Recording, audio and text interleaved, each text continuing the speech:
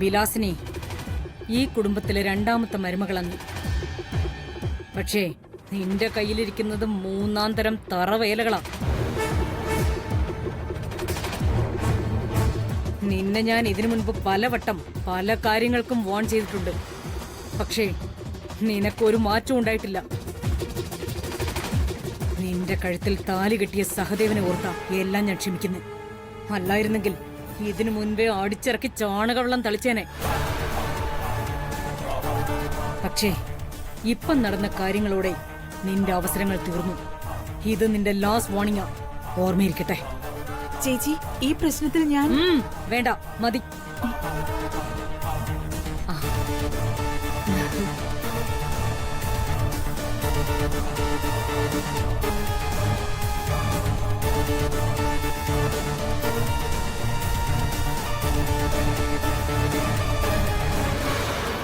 Madam,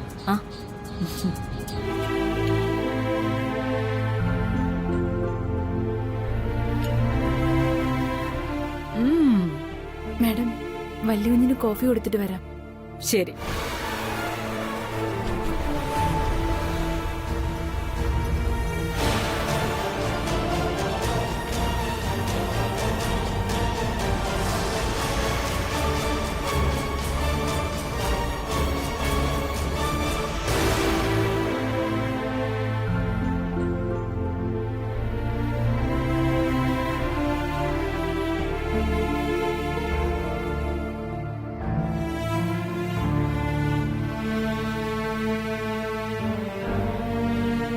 coffee. വാ കല്യാണി.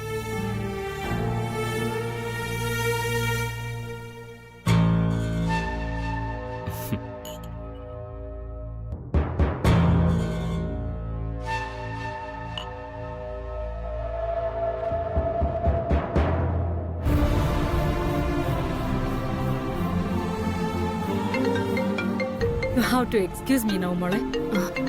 ഒരു important കോളാ. Kamala madam. Yes minister, tell me. അതെ,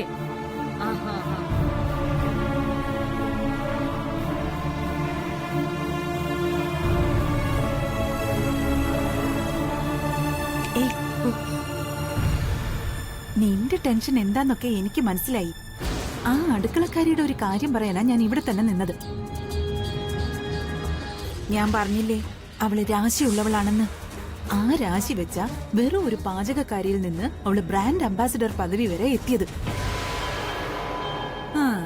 ഏതായാലും അവളുടെ കാര്യത്തിൽ നീ അല്പം കൂടി അലേർട്ടായിരിക്കുന്നത് നല്ലതാണെന്നായി എന്റെ അഭിപ്രായം. അറിയാം, അവളുടെ രാശിയൊന്നും എന്നോട് എടുക്കില്ല. ഏത് രാശി വെച്ച് അവള് ബ്രാൻഡ് അംബാസിഡർ ആയോ ആ പദവിയിൽ നിന്ന് തന്നെ ഞാൻ അവളെ പുറത്താക്കാൻ പോകുന്നത് ആന്റി കണ്ടോ? രാശി അവൾക്കാണോ എനിക്കാണോന്ന് കാണിച്ചു തരാൻ ഞാൻ. Just wait and see.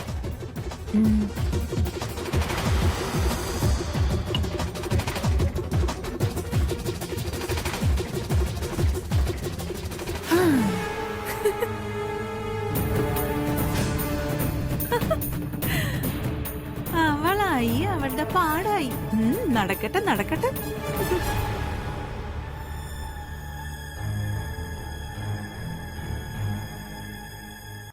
എല്ലാരെയും എതിർത്തെങ്കിലും അമ്മ പറഞ്ഞപ്പോ അനുസരിക്കേണ്ടി വന്നല്ലേ. ഏതായാലും നീ തിരിച്ച് ജോലിക്ക് കയറിയതിൽ എനിക്ക് സന്തോഷമായി, വലിയ സന്തോഷം. പക്ഷേ എനിക്കൊരു സന്തോഷമില്ല വല്യുവിനെ. എനിക്കിപ്പോഴും മാഡത്തിന്റെ മുഖത്ത് നോക്കാൻ ഭയവാ. സത്യം മറച്ചു വെച്ച് എത്ര നാളാ ഇങ്ങനെ? എന്തൊക്കെയോ ഉള്ളിക്കിടന്നങ്ങനെ ആളിക്കത്തുക. ഓർക്കും തോറും അരുതാത്തത് ചെയ്തതിന്റെ ഒരു കുറ്റബോധമുണ്ട്.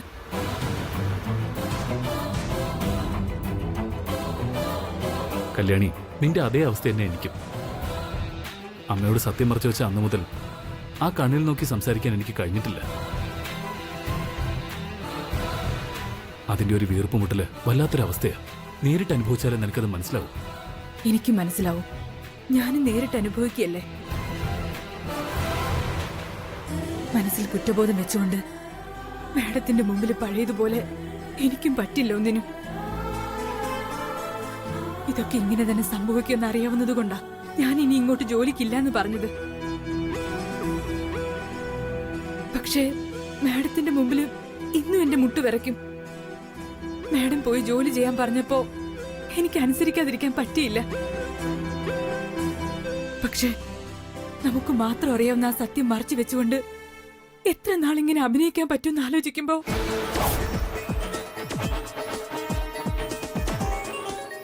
ആലോചിച്ച് തലയ്ക്ക് തീ പിടിച്ചിട്ട് ഉറക്കം കൂടി കിട്ടാത്ത അവസ്ഥയായി പോയി.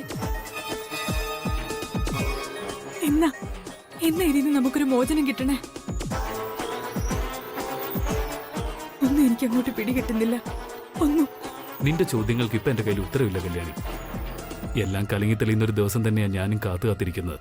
പക്ഷേ അതെന്നാണെന്ന് ചോദിച്ചാൽ എനിക്കറിയില്ല. അത് മാത്രമേ എനിക്കിപ്പോ പറയാൻ പറ്റൂ.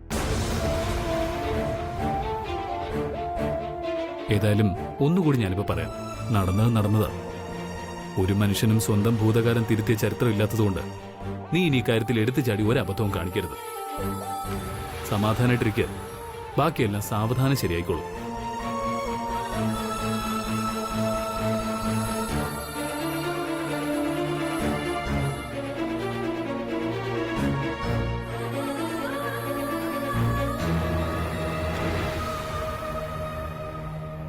ഹലോ ആനന്ദ്.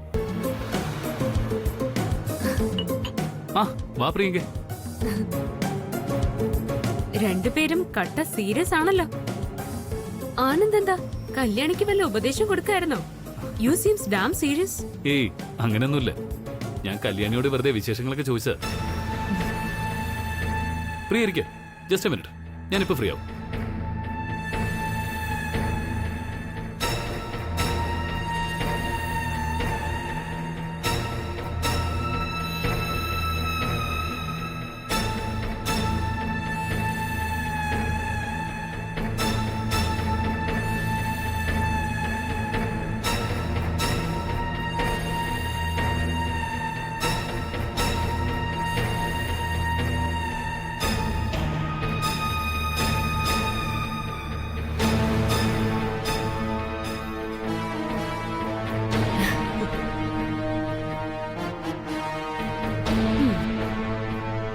ഹലോ ചേട്ടായി. ഒരിക്കലും ഔട്ടിങ്ങിന് വിളിച്ച സമയമില്ലല്ലോ അല്ലേ? ഇന്നിപ്പോ ലക്ഷണം കണ്ടിട്ടേ സന്ധ്യക്ക് നല്ല നിലാവുണ്ടെന്ന് തോന്നുന്നേ. നമുക്ക് കുറച്ചു നേരം പുറത്തിറങ്ങി നിൽക്കുന്നതിൽ വിരോധമുണ്ടോ? Just a few minutes. Oh yes, ഞാൻ റെഡി.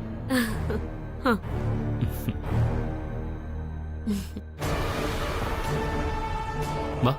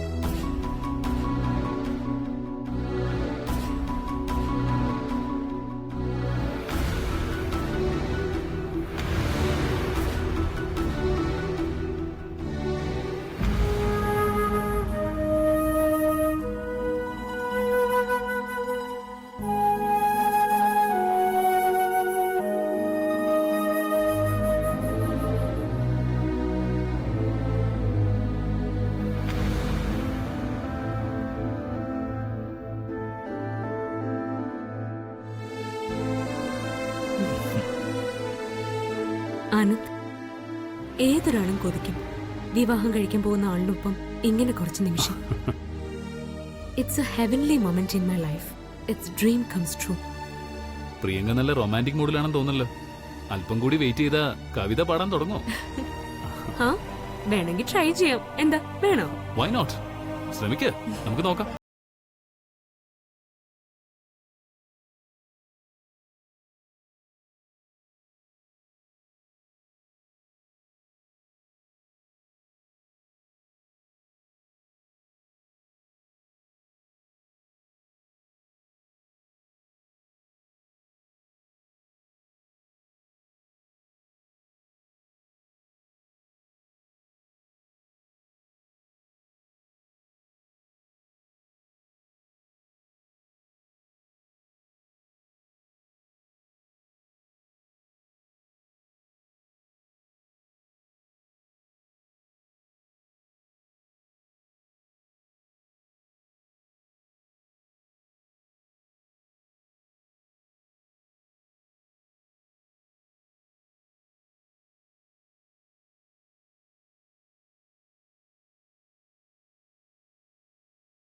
ചേച്ചിയുടെ പ്രപഞ്ചവും മാത്രം. ബാക്കിയെല്ലാം വെറും ശൂന്യത. സത്യം, ഉള്ളിൽ എന്ത് സങ്കടമുണ്ടെങ്കിലും ഇതിങ്ങനെ കണ്ണെടുക്കാതെ നോക്കിക്കൊണ്ടിരുന്ന മനസ്സിന്റെ ഭാരം കുറയും. നിനക്കും അങ്ങനെ തോന്നുന്നില്ലേ? തോന്നുന്നുണ്ട്. ഈ ഫീലിംഗ് നമുക്ക് മാത്രമല്ല, ഉള്ളിൽ പ്രണയമുള്ള ഏതൊരാൾക്കും ഇങ്ങനെ തന്നെ ആയിരിക്കും എന്റെ വിശ്വാസം. ആ വിശ്വാസത്തിലാണ് നമ്മൾ ഇനി നമ്മുടെ ജീവിതം പടുത്തുയർത്താൻ പോകുന്നത്. എന്താ, ശരിയല്ലേ?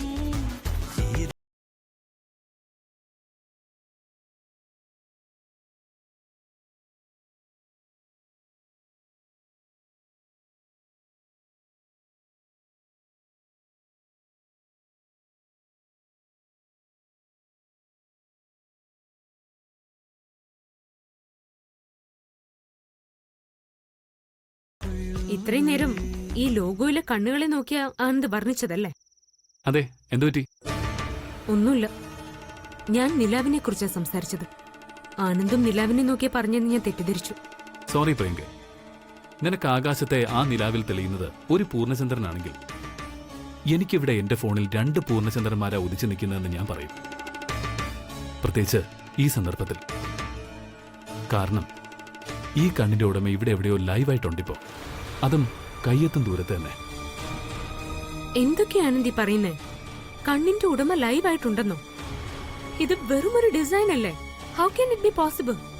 ഞാനും ആദ്യം അങ്ങനെ കരുതിയത്.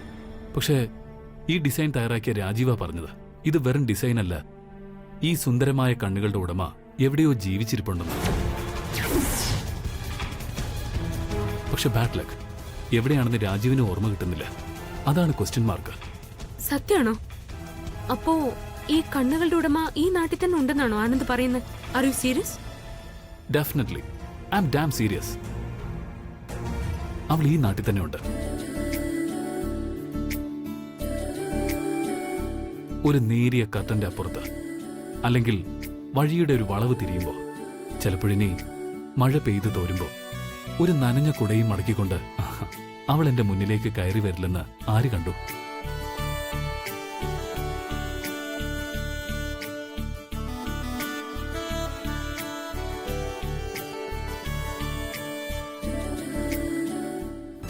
ഇപ്പോ ഹൈലി റൊമാൻറ്റിക് ആവുന്നതും കവിത പറയുന്നതും ആനന്ദ.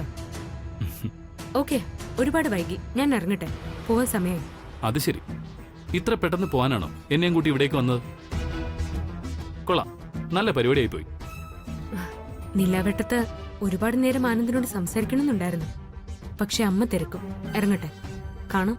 ശരി, ഗുഡ് നൈറ്റ്. Good night.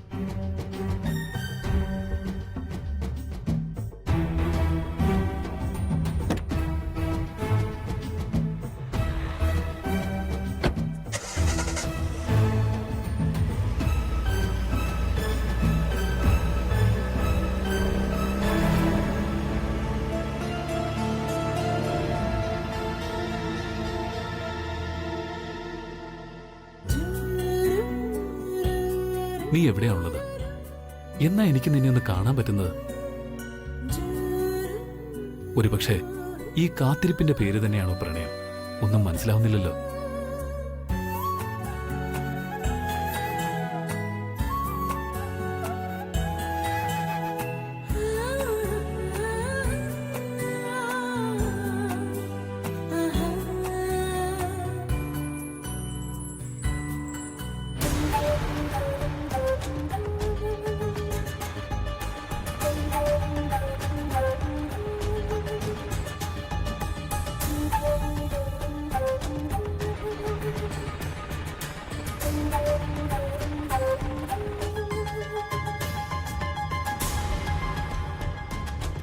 പ്രിയങ്കേ,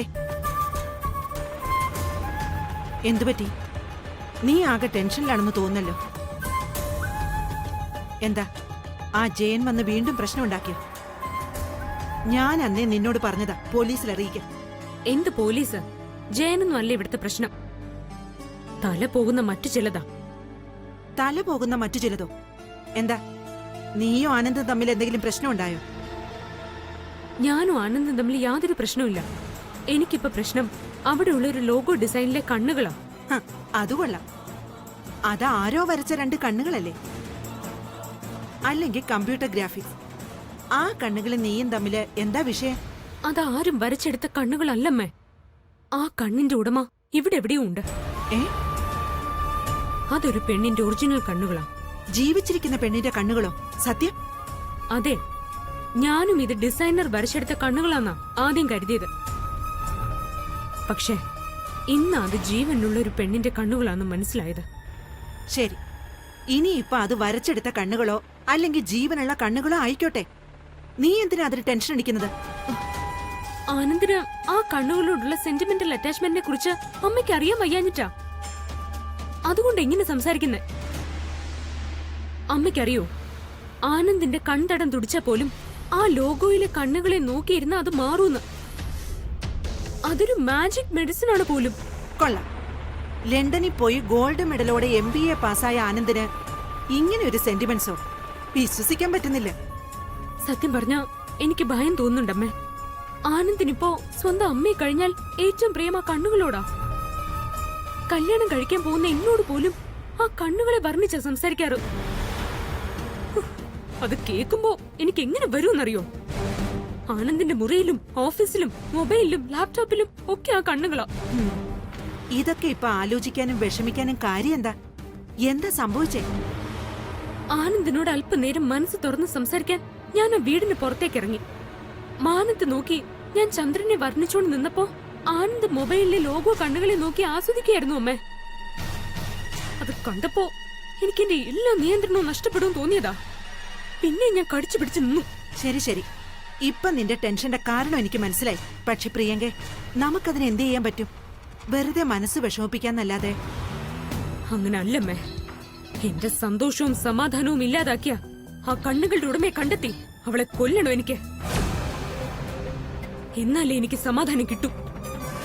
സഹികെട്ടാ ഞാനത് ചെയ്യും. അമ്മ നോക്കിക്കോ, ഇന്നു മുതൽ അവൾ ആരാണെന്ന് അറിയാനുള്ള നീക്കത്തില്ല ഞാൻ. അവളെ ഉടനെ എനിക്ക് എന്റെ മുമ്പിൽ കിട്ടും. ഉടൻ.